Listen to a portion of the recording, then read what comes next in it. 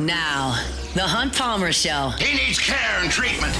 You are now listening to The Hunt Palmer Show, brought to you by Guarantee Health Solutions on 104.5 ESPN Baton Rouge. Is this a great country or what? Locking down the middle of the day, live from the Raising Cane studio. This is Hunt Palmer.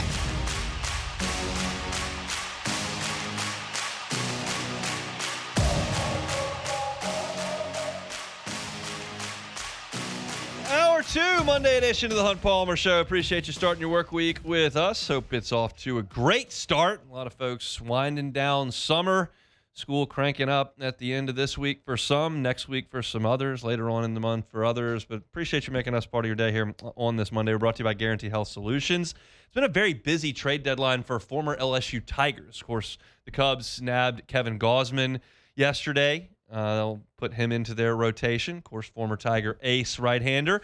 Anthony Ianson was just moved from the Boston Red Sox to the Orioles organization as part of the Adley Rutschman deal. And Josh Smith was traded to Toronto today from the Texas Rangers. So a lot of LSU guys on the move. And I do think that Luis Castillo being traded out of the Mariners rotation potentially could clear a path for Cade Anderson to join that club in some capacity. The Mariners have a lot of starting pitching, and I think they're probably okay right now. They wouldn't have to bring Anderson up, but there's rumors that they could trade Emerson Hancock out of that rotation, and if that does happen, I think Cade Anderson would very likely be next in that organization. He's the number one pitching prospect in baseball. He's been phenomenal in Double-A this year in Arkansas, and so hopefully his Major League debut is sometime very, very quickly. So if anything happens, we'll keep you updated as the Major League Baseball trade deadline is this afternoon, I believe 5 o'clock Central Time when that happens. There's a source-off going on in Chicago right now. There's a blogger that says the Cubs got a pitcher, and then the ESPN beat writer says that's actually not true. So interesting. We'll see. I know that none of you care about that, but I'm paying attention very closely. Let's talk about something you probably care a little bit more about, and that was Friday's ruling that the players that just finished their fourth year of college have a fifth year. Essentially what this injunction is saying is, hey, all the COVID players got 5 years, some cases 6 years, and now everybody's going to get 5 years moving forward. Why do the guys that just finished their fourth year of eligibility get boxed out here? And so they got an injunction and allowed them to play. So a lot of folks, especially on the basketball side, are jumping back into eligibility to play a fifth year of college basketball. And so what's interesting is that this is now flooding the marketplace, but most teams had their roster complete. One team that does not is LSU.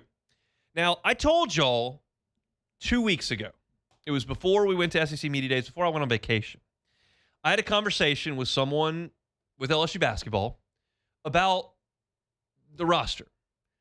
And while I did not get names, I did not communicate names to you, I said there is a confidence at LSU that they've got their ducks in a row. And the reason I know that is because, one, it was communicated to me, and two, because if they didn't have confidence in who the back end of the roster would be, they would have filled it with lesser players, but they would have filled it with bodies. They weren't just going to show up and go, oh, we lost all these international guys at the last hour. We only have 8 players. Will Wade's not going to do that. He's going to make sure every stone is turned over and that they fill out a roster that's as competitive as it can possibly be.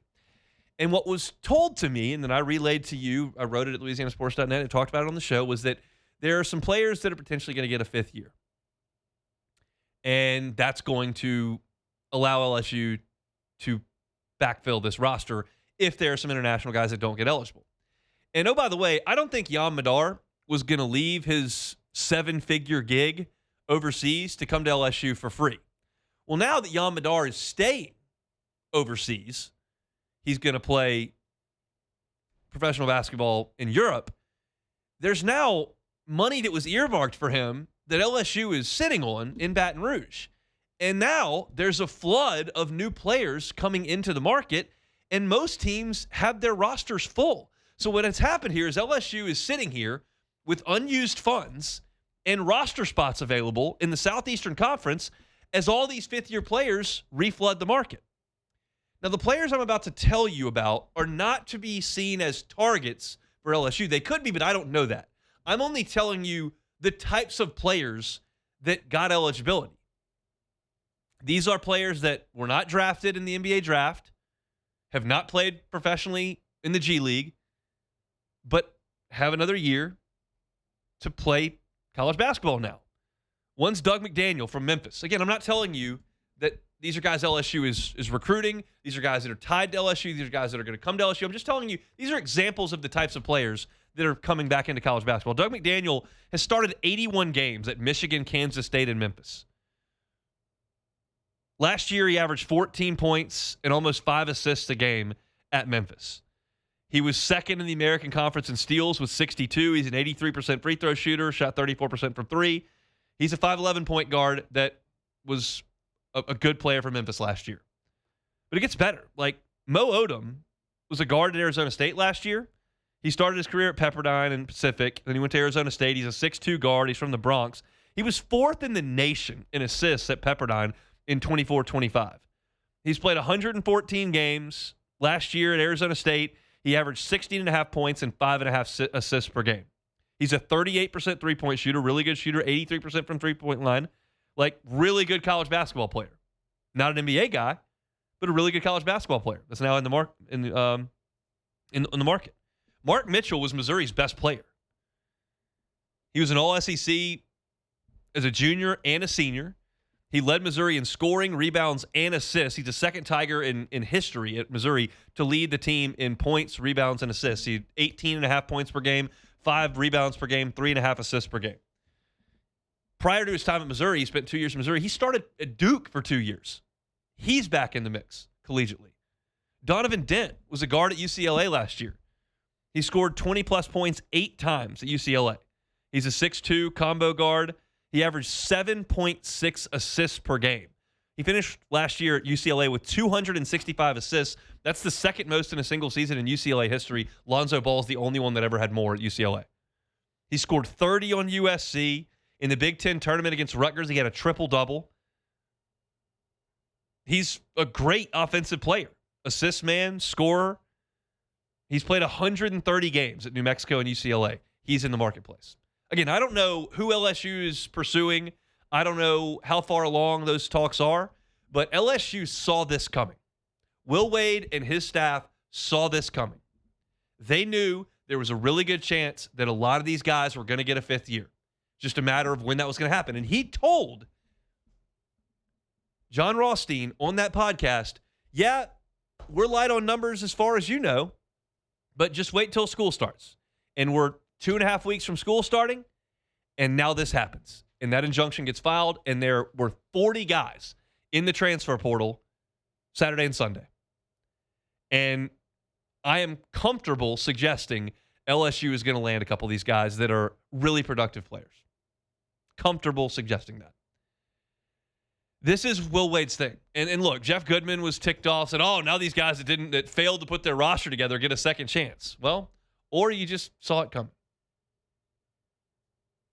I told y'all there was some confidence coming out of LSU as far as putting a roster together. And Friday into Saturday, that confidence, I think, paid off. So, again, I don't know who they're going to get. They need a point guard badly. You'll always take bigs, and we'll see what happens with the eligibility of some of these European players. Marcio Santos, Bryce Dessert, Saliu Niang. I think Michael Ruzic's going to get cleared, but like you're not really sure. I'm not, at least, but they have the opportunity now to backfill this. So, and now my concern level that LSU will not fill a roster is 0. It's 0 because there are way too many guys that just jumped in the portal, and LSU's got money and roster spots, and a lot of teams don't have either. They've spent their money and they don't have any room on the roster. So you become a very attractive place financially and in terms of playing time, and there are a lot of really good players that just jumped in. I would take any of the guys I just told you. UCLA, assist man who scored 30 points and had a triple-double.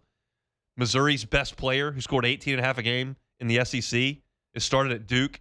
Mo Odom, who just played 114 games, scored 16.5 points per game in the Big 12 last year. Doug McDaniel, who's Memphis' point guard, who was second in the AAC in steals.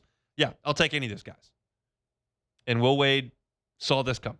And so I would suggest over the course of this week that you'll see some guys commit to LSU. I think this week you will see guys at LSU. I think the count on campus 3 weeks ago was 7 guys on campus. That doesn't mean that's all that they had rostered. It That's how many guys were on campus. And RJ Lewis is here. We'll see if he gets eligible or not. But there now are reinforcements that are available to LSU, and LSU's in a great spot to go get them. So I'm fired up for basketball. Very excited for LSU basketball this year. We got a long way to go to get there, and certainly a big football season ahead of us that we're locked in on right now. But LSU basketball, I think, is going to put a pretty good product out there next year. So that's exciting stuff for Will Wade. If you want to read about some of this stuff, I wrote a story on Saturday morning at LouisianaSports.net. You can go check that out. Again, always for free right there. Ross's practice report from Saints camp earlier today. It's going to be up there this afternoon. In fact, it might just be. Let's see. Not quite. But, yeah. So you can all check that out at LouisianaSports.net. When we come back, we'll hear some sound from Saints camps next. The Hunt Palmer Show. Swing Easy Golf Club in Baton Rouge. SwingEasyGCBR.com. Swing Easy Golf Club in Baton Rouge on Segan at Perkins. Awesome place to work on your game. It's a tough time to work on your game right now because it's so hot. You don't want to go out there for 45 minutes and hit golf balls, just be soaking wet. It's really warm out there. So practice inside. It's Swing Easy on the simulator. It's great technology. Great technology. You can see the trajectory of your shots. You can see your club head speed. You can see your ball speed. You can see your spin rate. You can see your carry distance. And you can also take a look at the impact of your club on the golf ball slow motion, which is a really impactful thing for me. Whether you're a scratch player or you're a beginner, it doesn't matter. It's a great place to work on your game. You can do it in private. You can do it climate controlled. You can do it right there with a cold drink right next to you that they got up front there at Swing Easy Golf Club. They're on Segan at Perkins at SwingEasyGCBR.com. You're listening to The Hunt Palmer Show, brought to you by Guarantee Health Solutions. Guarantee Health Solutions, guiding healthcare forward. GuaranteeHealth.com. I think there's a lot of stuff that needs to look a lot different, look better, but it's their first exposure to it, and it's about taking steps each and every day through this thing. And I think it's just a reminder of how far we have to go to get to where we want to go through training camp. That's one day of pads, and there's a whole lot more from the pad level to the finish to all the fundamentals and details that you kind of sometimes all of a sudden pads go on, and you kind of forget about some of the basics of football. So all good learning experiences. That's Kellen Moore at Saints camp. Pads went on today for the first time down there in Metairie, and they were popping. Let's talk a little bit more about what Kellen Moore had to say at Saints camp, and I want to talk specifically about a couple of rookies that the Saints took in the middle rounds of the draft. Of course, the news of the day over the weekend was the surprise retirement of Jalen Polk, and that creates opportunity for some of these young players. The Saints drafted 3 wide receivers, obviously Jordan Tyson in the first round, but you took Bryce Lance and Barryon Brown in the later rounds. And we know that Barryon Brown made a big play today at Saints camp. He's been an impactful player through a week of practices, and Kellen Moore talked about his big day today. I've loved our experience with Barryon. He's done an awesome job. His energy, his juice, he's getting better each and every day. I think his practice habits are awesome. I think he continues to do that. He could be a great example for how to practice, and great response. We're close on one, doesn't happen. He gets another op, makes a big time play. That's all you can ask for. That's awesome for him. And we'd love to see him make the team here in New Orleans after a year at LSU, drafted by the Saints. Mickey Loomis made a little comment about that after the draft, saying, I drafted an LSU guy. Nobody can yell at me. But there's an opportunity here because you've got a chance to return kicks, and Barryon Brown's great at that. And there's a now newly opened space at wide receiver with Jalen Polk moving on from football. So Barryon Brown, with a really good camp, could make this team. He could make the 53. Got a chance to make the practice squad as well, but with the guy that is taking that late in the draft, you can be expendable, but he's making some waves early in camp. That's a great thing. Another guy in the middle rounds that I really liked this pick when the Saints made it made a lot of sense at the time, is Jeremiah Wright. That's a guy who is huge. He is physical. He played defensive line at Auburn, moved to the offensive side, and we know that right guard has not been great for the Saints for the last couple of years. They've invested a lot in Cesar Ruiz, but he hasn't been a great player at right guard. And I'm not suggesting that Jeremiah Wright's going to beat him out as a rookie this year, but if you can continue to bring him along, that's a guy who could be an upgrade at the right guard spot if he develops the way that I think the Saints want him to. And Kellen Moore spoke about Jeremiah Wright's early time in camp. I've enjoyed Jeremiah. He's done a really nice job. He's a physical football player. He's strong. He's got size. He's just got to continue to grow, and as you go through this installation process, part of it is for these young guys, there's just new stuff every day. You just got to keep handling it, and then we'll continue to give these guys a whole bunch of opportunities as we go. These are guys, this is where your depth comes in. It's where football teams that are really good, yes, you have your stars, but you are also able to hit on middle and late round picks that become foundational pieces to what you're trying to do. They may not be Pro Bowlers. They may not be guys that get the headlines, but if they can help you and they're cost effective, it's huge for you, especially when you look at the Saints potentially next year being a little bit more aggressive with free agency because they should have some salary cap money. You get more if you can plug in some of these young players and they can help you. So it's a big camp. It's a big year for Jeremiah Wright to become potentially a key piece to what the Saints are trying to do, and maybe oust a veteran at that right guard spot. So that's a look at two of those guys, early mid-round draft picks that potentially could make some waves. But to go back to wide receiver, with the retirement of Jalen Polk, you're still a little bit thin there, and you're counting on young players in some instances beyond Olave, beyond Vele. And so do you go out there and add a veteran in free agency? To ask Kellen more about that. Will you guys bring in another receiver? We're always looking to see, if something suits us. But, right now we got a lot of guys in that room that are all getting opportunities.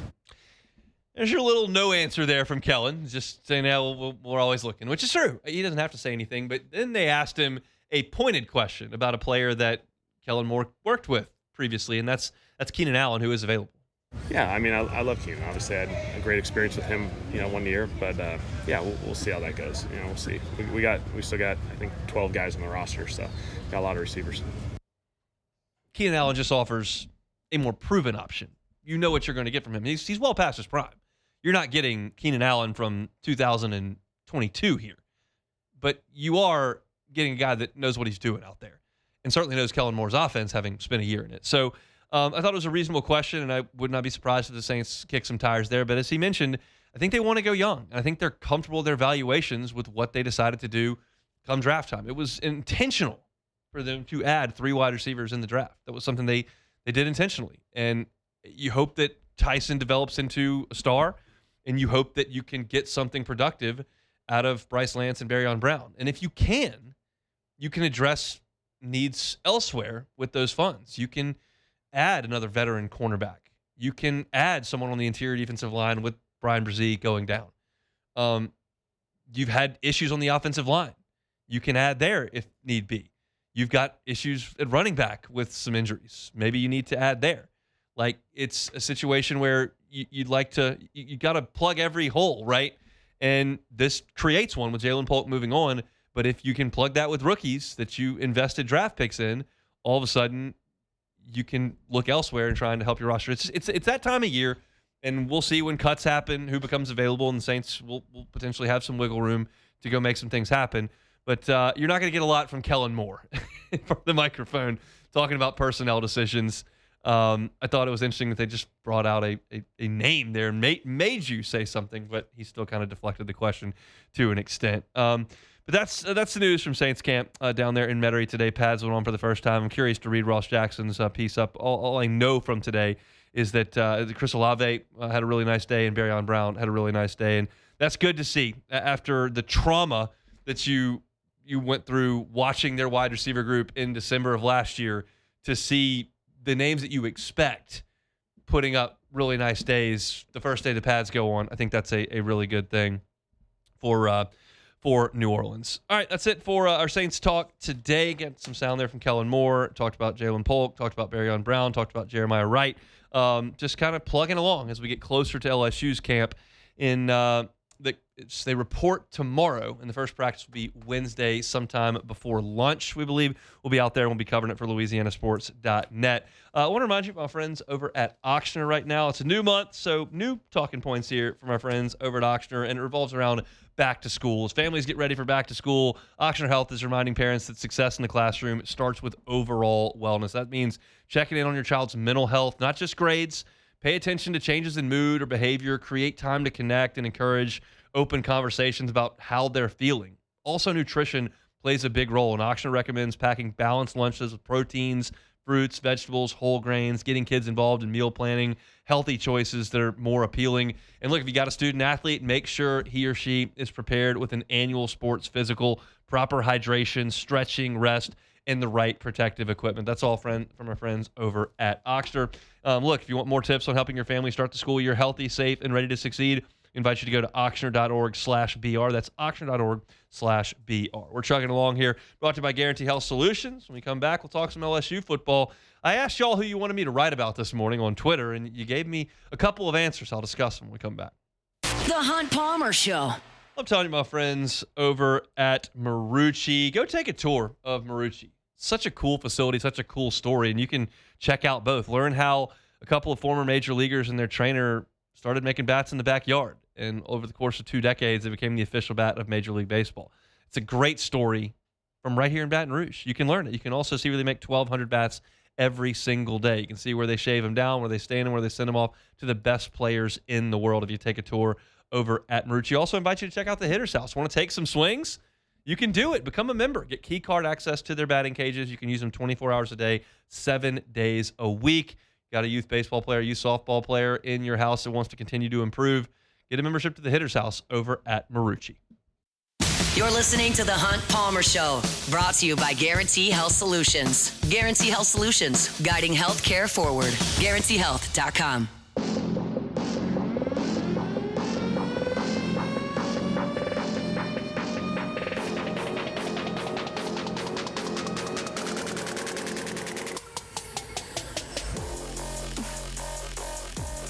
Look, Jordan, I'm going to be honest with you. I'm not in a very good headspace to do this segment right now. What happened? I'm furious with the Cubs. I thought y'all made a trade, though. Every single pitcher in the league, in the bullpen, throws 100. Everybody. Yeah. Everybody comes out chucking gas. The Cubs just love 92-mile-an-hour relievers. Just love them. Just traded for a guy, Braxton Garrett. Okay. I never heard of him. I looked him up. His ERA is 14.5. He has 8 walks in 4 1/3 innings. He had Tommy John surgery last year. 14? He throws 92 miles an hour. I don't know what. Go get someone that throws 100. I'm so upset, and no one cares. I know it's bad radio. It's not what I'm supposed to do, but I'm just in a bad mood. Wait, Hunt. I think you sped past this a little too. Did you say his ERA is 14? Yes, he's only had 2 starts this year. Oh, 4. Okay. But what happened to the? So you had the source off. Yeah, we had a source What off. It happened doesn't with sound that? like the trade's happened. Okay, Doesn't mean so it's that's- not going to happen, but it doesn't appear that it's happened.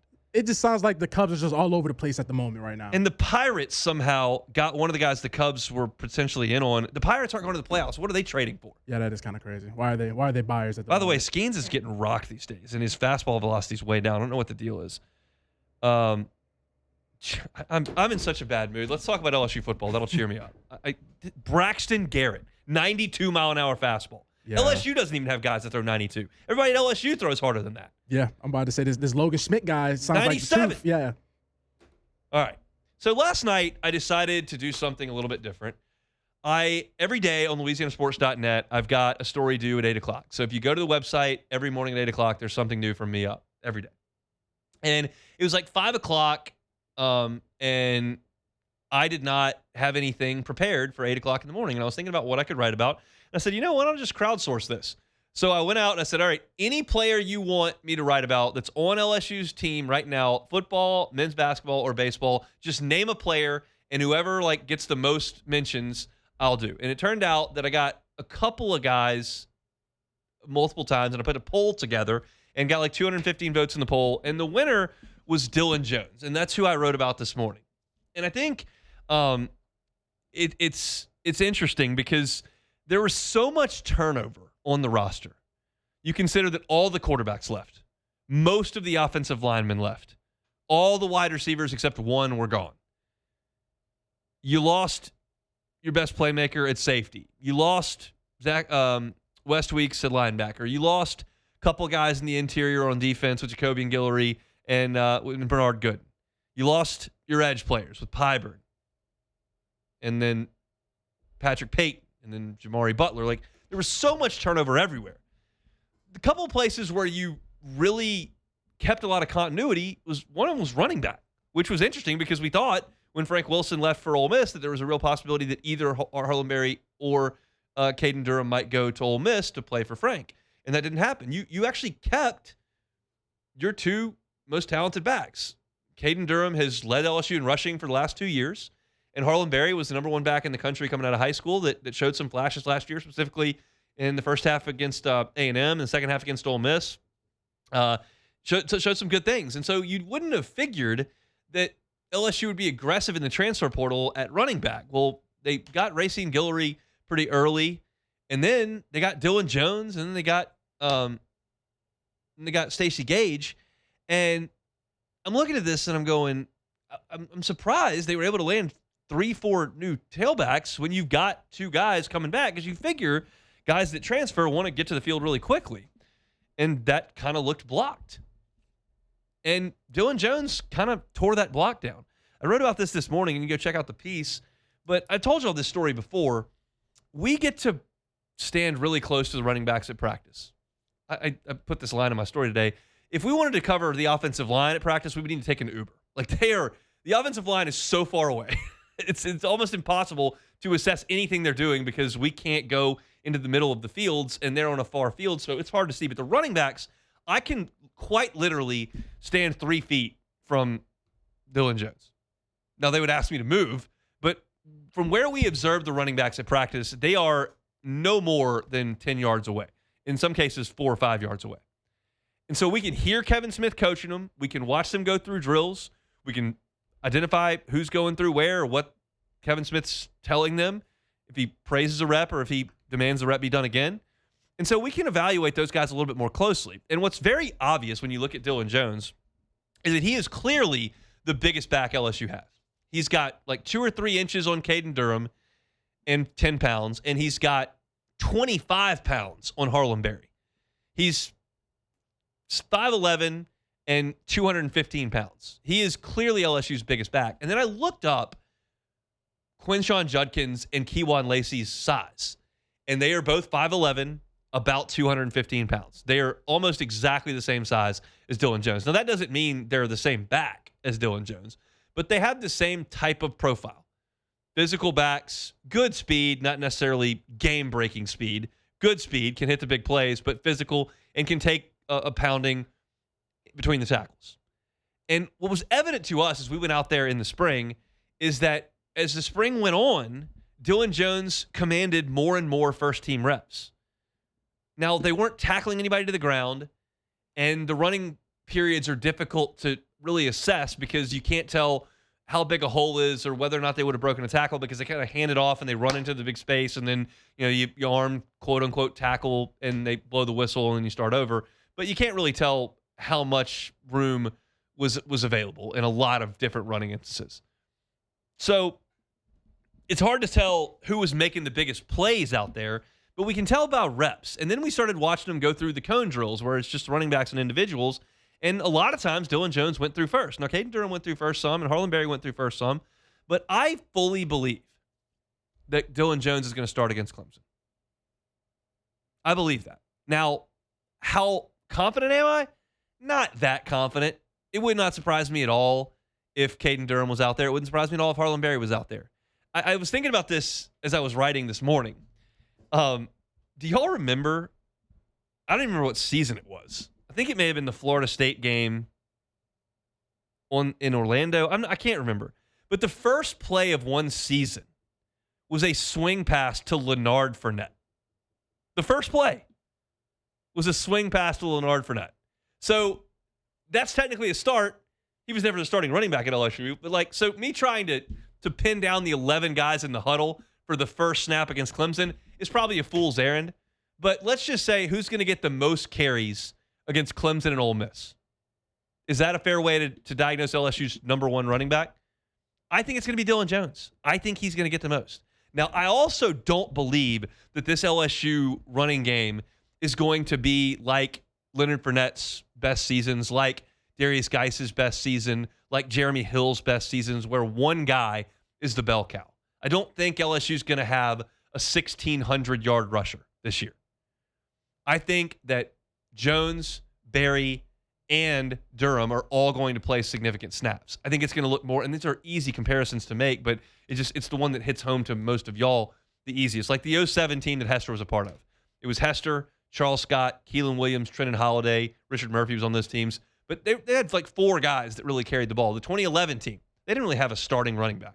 Spencer Ware, Kenny Hilliard, Alfred Blue, Michael Ford, those 4 guys carried the mail. And like early in the season, it was a lot of Spencer Ware and a lot of Michael Ford. And late in the season, it was a lot of Kenny Hilliard. And Michael Ford ended up leading that team in rushing because he was kind of the constant. Hilliard didn't really play until the Tennessee game of that year. But like, they were backfields that had 3 or 4 guys they rotated through, and that's what I think you're going to get from this team. We don't know how Kevin Smith is going to handle rotations. Last year, not a lot, but like Keywan Lacey was the dude last year. Quinshon Judkins was the dude 3 years ago. I don't think LSU's going to have a dude this year that gets 85% of the carries. Clyde Edwards-Helaire, he rarely came off the field in 2019. I don't think that's going to be the case for this LSU team, but I think that Dilin Jones would be my bet for LSU's leading rusher and most carries. I think he is emerged in that way. Now, we'll see if we go out there in fall camp and things look differently, and I'll come in here and tell you. I don't have any pride in being right here. I'm just trying to tell you what I think. And I do believe that Dilin Jones is going to be a difference maker. When I watch the tape, which is limited, he played 3 games as a freshman, was the Wisconsin starter last year, started 7 games and then got hurt, had turf toe that sidelined him. But when I watch that tape, I see a guy who gets downhill quickly. It's one cut and go. There's not a lot of dilly-dallying, not a lot of shake and bake. It's one cut, it's downhill, it's go. And it's physical. And that's, I think, what Lane Kiffin likes in a running back. And so I think you're going to see him do, and this is not like some wild projection. This is not some diamond in the rough that LSU found. Dilin Jones was a top 10 running back in his high school class, according to 24/7 and ESPN. He was 6th in the country on ESPN. I think he was 9th on 24/7. But like, he was a 4-star. Michigan recruited him. Penn State recruited him. Florida recruited him. Auburn recruited him. He ended up at Wisconsin, which, by the way, produces some pretty good running backs. And he started as a second-year player there. So this is not a deal where I'm projecting some diamond in the rough they found on the scrap heap to come in and play. This is a Big Ten starting running back as a second-year player who was a 4-star recruit and a top 10 back in the country. He's a big-time player. And I think he's going to be a big-time player for LSU this year. If there's one thing I'm really excited to watch LSU this year do, it's run the ball, because I've been so frustrated the last 2 years watching them not try to run the football. Last in the SEC in rushing attempts. That is completely unacceptable at LSU to be last in the SEC in rushing attempts. If you don't have Joe Burrow, Jamar Chase, Justin Jefferson, Terrace Marshall, then you need to be running the ball. Like, that LSU team did run the ball well, but they didn't really need to. They could just kind of do whatever they wanted. That was a horse of a different color there. But generally speaking, all things being equal, you got to run it. And LSU didn't even try the last 2 years. And you can pin that on bad offensive line play. You can pin that on bad offensive line coaching. You can pin that on bad game planning, bad play calling, the fact that they weren't good at it. Like, you can pin it on whatever you want. The end game is you couldn't run the ball. That's unacceptable. That's going to change this year. And I'm very excited about that. And I believe Dilin Jones is going to be right there in the middle of it. It doesn't mean this is not a bash Harlem Berry, bash Caden Durham segment. I think those two guys are really good players, and I think they'll play this year. I think Dilin Jones is going to be the top dog for LSU because I like his physicality. I'm still waiting to see that big playmaking from Harlem Berry. I think we will this year.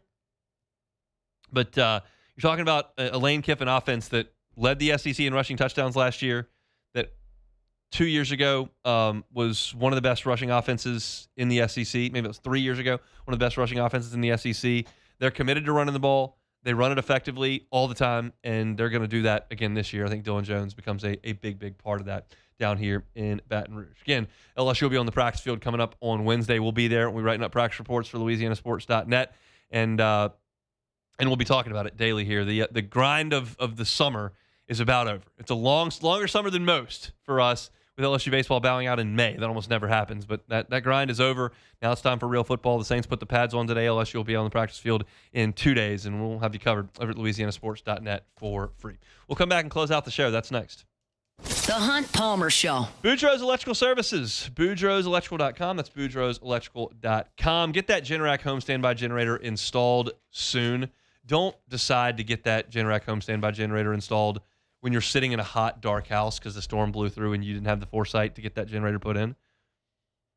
It's just part of life down here. We have thunderstorms in the afternoons. We have hurricanes. Boudreaux's Electrical has been servicing this part of the world for 40 years. Neil and Melissa have been at this for 40 years. They're the local option. local team of installers, local team to monitor that generator 24/7. And if there's a mechanical issue that needs to be fixed, a local team will come out and fix it. So that you have the peace of mind of knowing that your power is not going to go out. If your neighborhood's power goes out, that generator powers it on. If you've purchased a Generac home standby generator from someone that wasn't Boudreaux's Electrical and you haven't heard from them and you haven't gotten the customer service that you need, get the Boudreaux's Boost. Call Boudreaux's Electrical at 985-397-1562. That's 985-397-1562. Or at the Gonzales location, 225-393-89. And get that Generac home standby generator installed soon. It's Boudreaux's Electrical Services. You're listening to The Hunt Palmer Show, brought to you by Guarantee Health Solutions. Guarantee Health Solutions, guiding healthcare forward. GuaranteeHealth.com.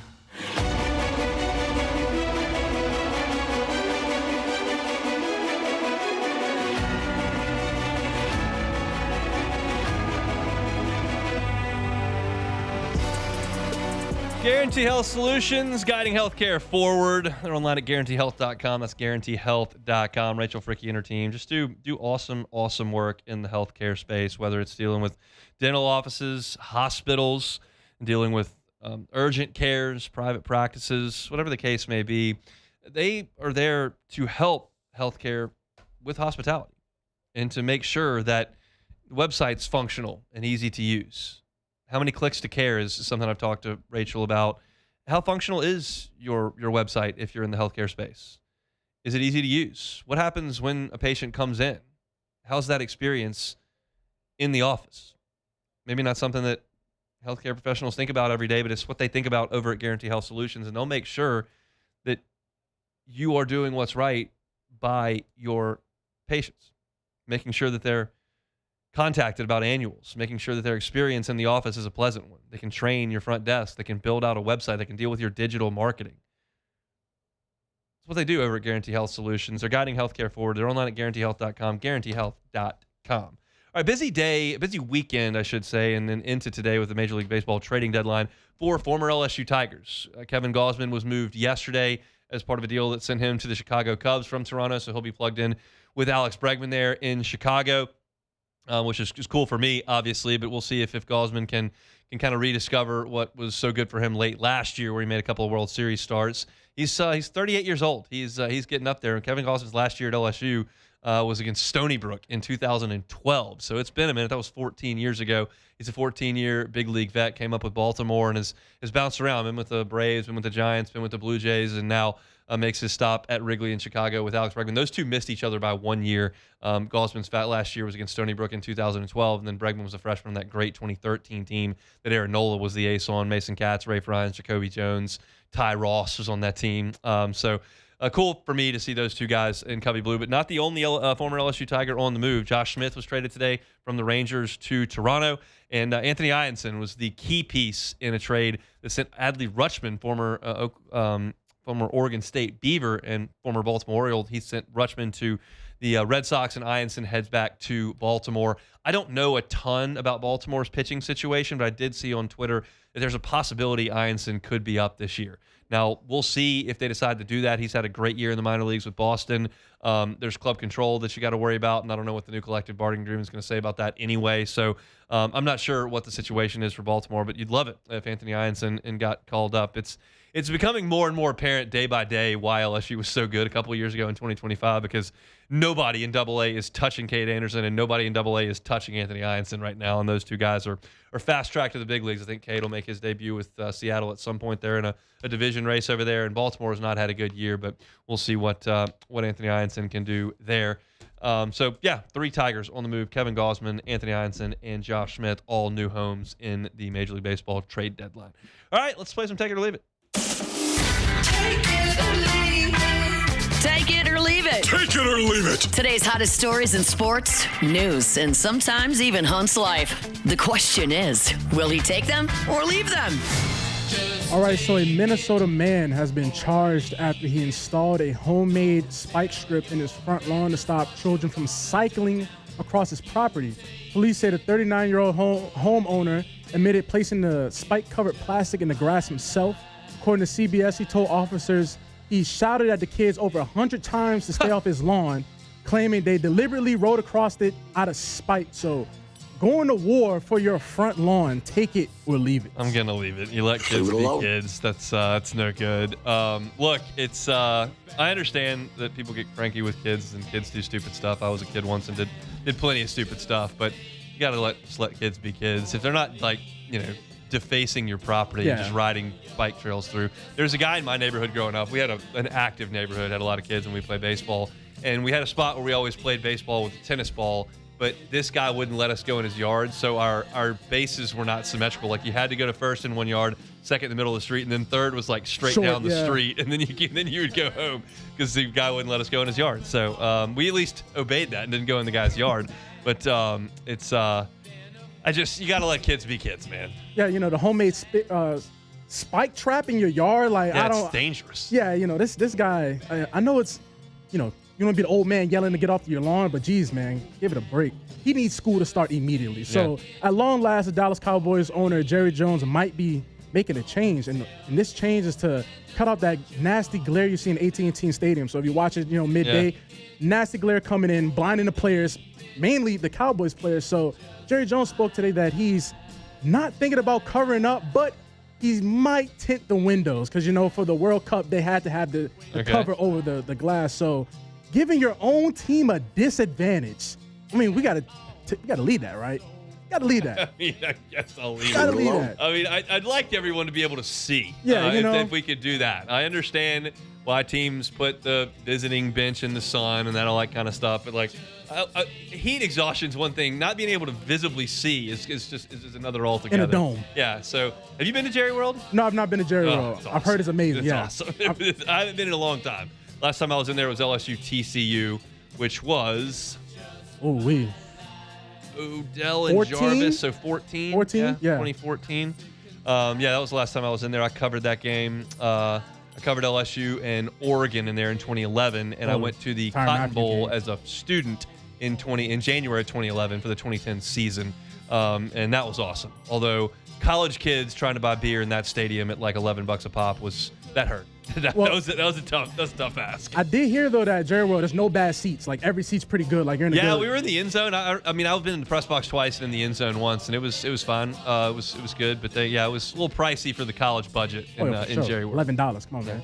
All right, so a year ago, the 49ers were churning through bodies at training camp at an alarming rate, and it looks like it's happening again in 2026. So the 49ers injuries in only 5 practices so far. You got a Mike Evans quad, Stribling from Ole Miss hamstring, Ricky Pearsall's done for the year. Yeah. Christian Kirk's done. Jordan James rib, Keelan Black the rookie abductor, Mikael Kamara, Indiana knee, Keon White abductor. So you see all these injuries. So is this the electronic substation really decimating the 49ers at this point? Take it or leave it. I'm gonna leave it. I don't think the electronic substation is destroying soft tissue, but they do have a lot of injuries. Every year, I'll say that. That's one of the funnier conspiracy theories. I love it. We opened the show talking about how I don't do conspiracy theories. Or ended the first hour with that because people were talking about the Dodgers. But I don't. I just unless there's just overwhelming evidence that I can't ignore. And football is a pretty dangerous sport. Very dangerous. I'm just going to go ahead and say that they're just guys getting hurt, and it's not the electronic substation. But it's not good. It's my favorite theory going on right now because after every injury, everybody just, substation. It's the substation. So that's it for it. Take it or leave it. All right. The Cubs traded for Ryan Zephyr-John. I don't know who this guy is. Yeah, it's not Reed Detmers, and the blogger that he's broken some Cubs news. He was wrong this time. He sent out a tweet, said that the Cubs got Reed Detmers, who was probably the best controllable starter on the market, and he was wrong. And that's a tough look for him and a tough look for me. I don't think the Cubs did a very good job here. I mean, is his ERA better than the last guy you said? I don't have any stats. I'm about to say, I don't know. We should check his stats. He's a reliever. Zephyr. I don't even know how to. The name's too hard for me to type out in Google on there. We don't even. Ryan Zephyr-John. Oh, there it goes. It auto corrected. Let's see what the ERA is. He was born in 1998, so he's young, pretty reasonably young. This year, 3.66 ERA. Way better than the other guy you said. That is. So 75 strikeouts in 51 and 2/3 innings. That's serviceable. Decent. He's right-handed. Yeah. Hopefully he throws hard. I'm sick of 92-mile-an-hour fastballs. So Ryan Zephyr-John, former third-round pick of the Cubs. I guess we're going to win the World Series. Hey, man. Hey. Dodgers got Scooble. We got Zephyr John. I was about to say, no need to fear. What's the difference? No need to fear. So look, what are you gonna do though? Because y'all gonna have to run into them eventually. We got to get in the playoffs first. Okay. We're not going to win the division. Okay. So the Brewers are going to win the division. They're like 7 games up, and so we're going to have to play the Braves or the Phillies or somebody and beat them, and then run into the Brewers, the Dodgers, whatever the case may be. I don't know. I'm just glad that they're interesting. The Cubs are interesting. They had so many injuries, and they lost 1 billion games in a row earlier. But they're keeping me intrigued into August and into September, which is a good thing. If you missed any of the show today, catch it on demand. Talk some LSU football, talk some Saints, as well as some LSU basketball. So go catch that on demand. Matt's going to drive you home on next. The Hunt Palmer Show. Lifetime Roofing, lifetimeroofingla.com. That's lifetimeroofingla.com. It is storm season, and the odds are you may not know what kind of shape your roof's in. I certainly wouldn't. If you don't, you're in that boat, well, then get Lifetime Roofing to come out and just do an inspection. They'll do what's best for you. If you have a roof that's in good shape, they'll leave it alone. If you've got a roof that just needs a repair, they can do the repair. Maybe your roof's okay, but it could just use a tune-up, 4 to 5 things for storm season. They can do that as well. And if you just need a new roof, whether you've had damage or you're trying to sell your home and feel like it'd be good for the resale value, Lifetime Roofing is happy to do that. And with that new roof comes a lifetime workmanship warranty that includes the workmanship, obviously, but also the materials that are backed by Certainteed, one of the oldest and most trusted names in building materials. If you need financing, they've got 0% for 18 months. If you need to finance a deductible, they can do that as well. It's all there at Lifetime Roofing. Invite you to check them out online at lifetimeroofingla.com. Lifetime Roofing, lifetimeroofingla.com.